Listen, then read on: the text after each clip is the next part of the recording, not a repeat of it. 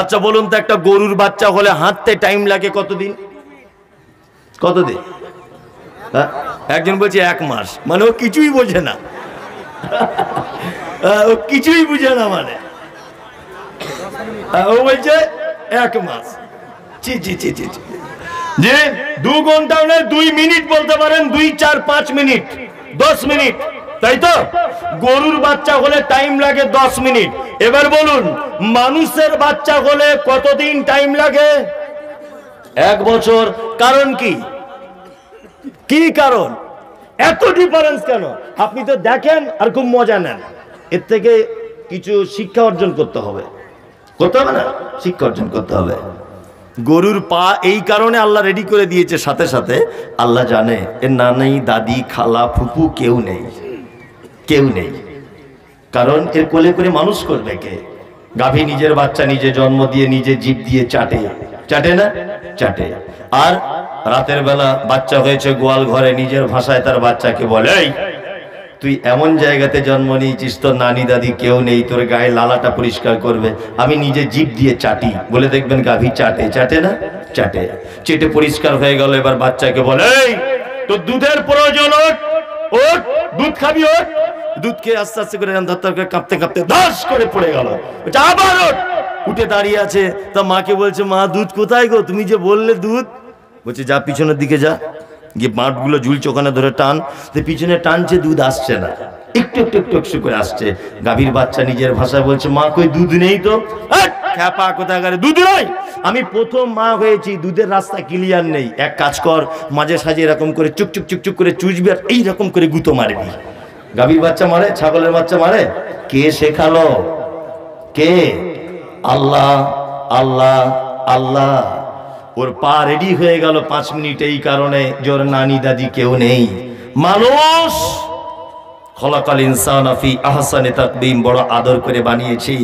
তোমার পা যদি একদিনে যদি কমপ্লিট করে দেওয়া হতো, দাদুর আদর পেতে না, দাদির কোল চাপতে পেতে না, মায়ের আদর তুমি বঞ্চিত হয়ে যেতে। তোমার ফুপু তোমাকে কোলে নিত না, পৃথিবীর কেউ তোমাকে আদর করে তোমায় বুকে জড়িয়ে নিত না। এই গাছতলা, ওই আমতলা, ওই এলেমবাজার, ওই মেটেকোনা, ওই আপনার জগদালপুর, ওই আপনার গোলটিকুড়ি, বাপের গাড়িতে করে, দাদুর সাইকেলে করে তোমাকে চড়ানো হতো না, যদি জন্মের দিনে যদি তোমার পা গুলোকে রেডি করে দেওয়া হতো। কেউ কোলে নিত? কেউ নিত? কেউ নিত না। আল্লাহর কারিশমা, আল্লাহু আকবার। এগুলা কোনোদিন ভাবেন? ভাবেন না।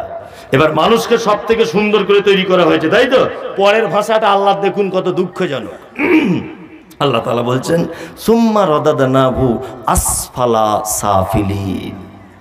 অচিরেই মানুষের জীবনে এমন এক টাইম আসছে, একেবারে নিচ মানের নিচ স্থানে তাকে পৌঁছে দেওয়া হবে। তার মানে এখানে দুটো ব্যাখ্যা। এক, তার বয়স আবার শিশুর মতো ফেরত আসবে। 2, তাকে তার কৃতকর্মের ফলে আবার তাকে জাহান্নামের মুখে পৌঁছে দেওয়া হবে। তাই তো? মানুষ কৃতকর্মের ফলে জাহান্নামে যাবে কি যাবে না? যাবে তো। আল্লাহ তাআলা বলছেন, ইল্লাল্লাযীনা আমানু, জাহান্নাম যাবে না যারা ঈমান নিয়ে এসেছে, ওয়া আমিলুস সলিহাত, যারা ভালো কাজ করেছে, ভালো আমল যারা করেছে। এই জায়গাটা আমি বক্তব্য কিছুক্ষণ দেব, 1 ঘন্টা মতো আর কি। এতক্ষণ যা বললাম ভালো কাজ। জাহান্নাম থেকে বাঁচতে গেলে কি করা লাগবে? ঈমান আনতে হবে। 2, কি করতে হবে? ভালো কাজ করতে হবে, তাই তো? এইবার আপনাকে বলে দিচ্ছি, ভালো কাজ করার আগে খুব সাবধান। ভালো কাজ করার আগে কি? খুব সাবধান। আল্লাহ তাআলা পবিত্র কোরআনে বলেছেন, ওয়া আমিলাতুন নাসিবা তাসলা নারান হামিয়া।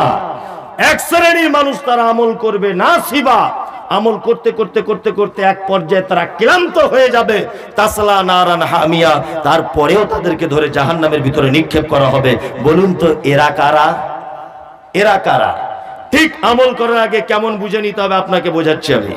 একজন ডাক্তার প্রেসক্রিপশন করেছে, একটা চোখের রুগীকে চশমা লিখেছে। তা প্রেসক্রিপশনটা নিয়ে রুগীটা ডাক্তারখানায় গেছে।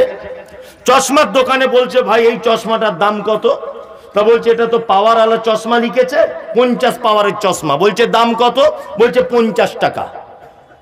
তখন এই লোকটা বলছে, 50 টাকা 50 পাওয়ারের দাম? বলছে হ্যাঁ। বলছি তাহলে 100 পাওয়ারের দাম কত? বলছি 100 পাওয়ারের দামও 50 টাকা। বলছে 150 পাওয়ার? বলছে 150 পাওয়ারের দামও 50 টাকা। রুগী তখন ভাবছে তাহলে 50 পাওয়ারের নিয়ে দরকার কি, আমি 150 পাওয়ারের নিয়ে নেবো, ভালো তো। 150 পাওয়ারের নিয়েছে, নিয়ে বাজারে ঘুরতে ঘুরতে পুঁটি মাছগুলোকে কাতলা মাছের মতো দেখেছে, নিয়ে কিনে নিয়ে বাড়ি গেছে, বুঝলেন। এখন ওর বউ যখন মাছ রান্না করে খেতে দিয়েছে তখন দেখছে পুঁটি মাছ। তোর বউকে বলছে হারাম করে আমি কাতলা মাছের নিচে তুই পুঁটি মাছ দিলি। তখন ওর বউ বলছে দেখো আমার নানির কসম করে বলছি তুমি এটাই এনেছো, টাস টাস করে মেরে দিয়েছো বউয়ের মুখে চর। ওর বউ খুব মনটা খারাপ। এখন এ বেচারা মেরে বড় দুঃখ পাচ্ছে যে কোনোদিন বউকে মারিনি, আজকেই বা কেন মারলাম। তারপরের দিন একই কেস, তারপরের দিন একই কেস, একই কেস। এখন ওই লোকটা তখন মনে মনে ভাবছে যে আমার চশমার মনে হয় কোনো গন্ডগোল। তাছাড়া এতদিন আমার বউ মার খায়নি, আজকে মার খাচ্ছে কেন? আমল করার আগে কেমন সাবধানতা হতে হবে এই গল্পের মাধ্যমে আপনাকে বোঝাচ্ছি। ডাক্তারের কাছে গেল, তা ডাক্তারবাবু দেখে বলছে ভাই সর্বনাশ, এমনিতেই তো পুঁটি মাছ কাতলা মাছের মতো দেখাবে, আমি তো ভাই তোমার এই চশমা লিখিনি। তখন ও তখন বলছে, কি বলছে? বলছে কেন 50 পাওয়ারের দামও 50 টাকা, 150 পাওয়ারের দাম 50 টাকা, ওই জন্য 150 পাওয়ারেরটাই নিয়েছি। তো বলছে তাই? তো বলছে হ্যাঁ। বলছে আচ্ছা আচ্ছা আচ্ছা আচ্ছা ভাই আপনার প্রয়োজন 50 পাওয়ারের, আপনি 150 পাওয়ারের নিলেন কেন? ওই জন্য পুঁটি মাছ কাতলা মাছের মতো লাগছে।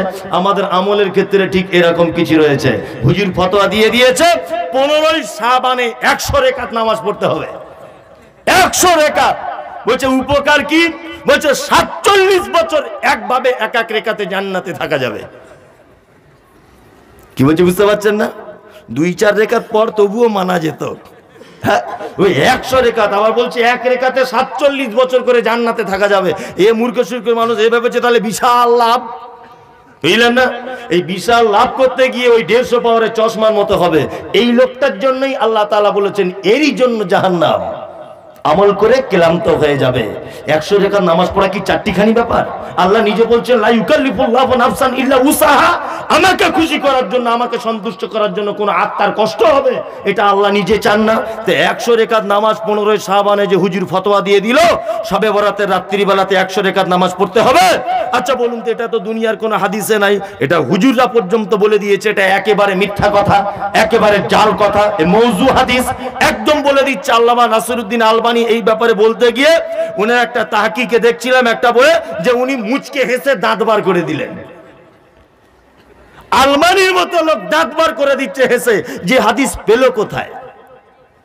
অথচ আমরা কিছু হুজুর এটা করছি কি করছি না। এবার আপনাকে বলছি, আমল করার আগে কয়েকটা জিনিস মাথায় রাখবেন। আমি একটা স্কুলের হেডমাস্টার ধরে নেন, তা আমি স্কুলের ছাত্রকে প্রশ্ন করেছি, রাখাল ছেলে বাড়ি ফিরে যাও, বাঁকা গয়ের পথটি বেয়ে কোথায় চলে যাও, ওই সে দূরে মাঠের পরে সবুজ ঘেরা গা, কলার পাতায় দোলার চামচ শিশির ধোয়া পা। এই কবিতাটা 8 লাইন মুখস্থ লেখো। আমি বলে দিয়েছি প্রশ্নতে, কবিতাটা এখন 30 লাইনের।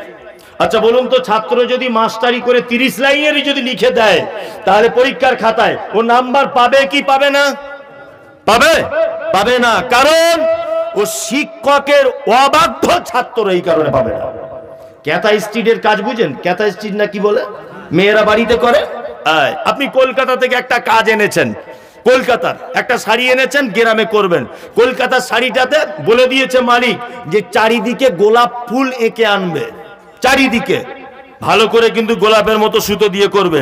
আপনি ভাবছেন গোলাপ ফুল করবো, টগর ফুল দিলে ভালো হয় না? তা আপনি মাস্টারি করে মাঝখানে সব টগর ফুলের ছবি এঁকে কলকাতায় শাড়িটা কমপ্লিট করে নিয়ে গেছেন। আচ্ছা বলুন তো, ওই মালিক কলকাতার আপনাকে মজুরি দিবে না গাছে দড়ি দিয়ে বাঁধবে? কোনটা? গাছে দড়ি দিয়ে বাঁধবে। তা আপনি তো ভালোর জন্যই টগর ফুলটা করেছেন, বাঁধবে কেন? আপনি তো ভাবেছেন আরো বেশি ভালো হবে, তাই না? তা বাঁধবে কেন? ঠিক আমলের ক্ষেত্রে তেমন। হযরত মুহাম্মদ সাল্লাল্লাহু আলাইহি ওয়াসাল্লাম যেখানে ছাড়তে বলেছে, যেখানে করতে বলেছেন, যেভাবে করতে বলেছেন, এই অনুপরিমাণ যদি ত্রুটি বিচ্যুতি হয়ে যায়, আমল কি হবে? জি বাতিল, একদম বাতিল হয়ে যাবে। কি আশ্চর্য ব্যাপার।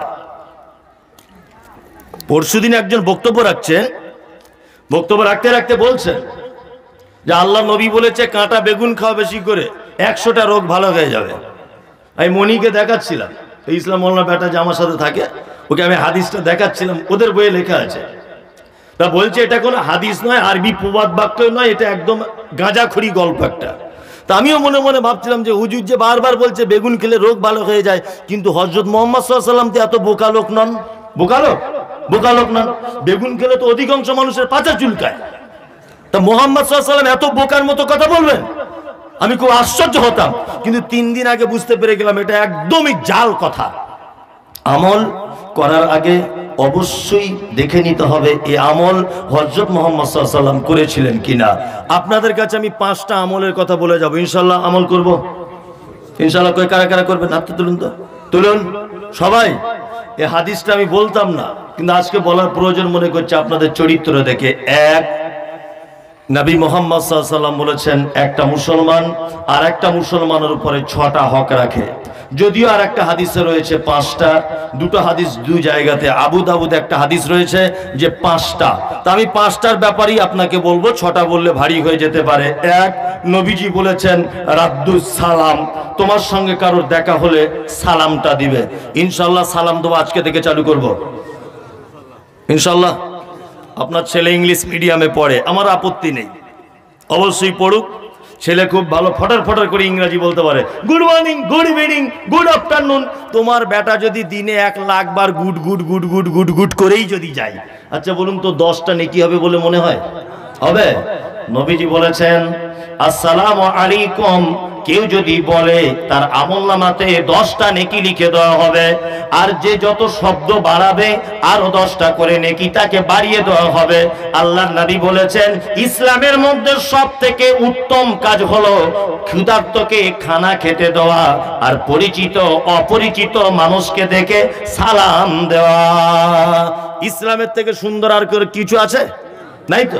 গুড মর্নিং, এই যে একজন লোকের এর বাপ মরেছে ধরে নেন ভোরবেলাতে, কথার লেগে ওর বাপ মারা গেছে ভোরবেলাতে। তা সকালবেলাতে মেটেকোনা বাজারে দেখা হলো ওর সাথে আমার, আমি শুনিনি যে ওর আব্বা মারা গেছে। সকালবেলা দেখা হবার পরে বলছে মিজানুর গুড মর্নিং ভাই। ও কি বলে মনে ভাববে কত বড় বদমাইশ, দেখ গুড মর্নিং এর বাংলা কি? শুভ সকাল।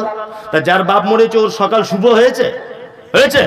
হয়নি। তো ও কি বলবে, দেখ কত বড় বদমাইশ। মুমতাজ এত বড় বদমাইশ হয়ে গেল যে আমার আব্বা মারা গেছে বলছে শুভ সকাল। তাহলে ওখানে যদি আমি বলতাম আসসালামু আলাইকুম মিজানুর ভাই কেমন আছো, আচ্ছা বলুন তো ও খুশি হতো কি হতো না? হতো। এর নাম ইসলাম। নবী মুহাম্মদ সাল্লাল্লাহু আলাইহি ওয়াসাল্লাম বলেছেন। তাহলে আজকে থেকে একটা কথা আমল করব ইনশাআল্লাহ, সালাম দেব আমরা সবাই সবাইকে। ওয়াইয়াদাতুল মারিজ, অসুস্থকে দেখতে যেতে হবে ইনশাআল্লাহ, আমরা যাব।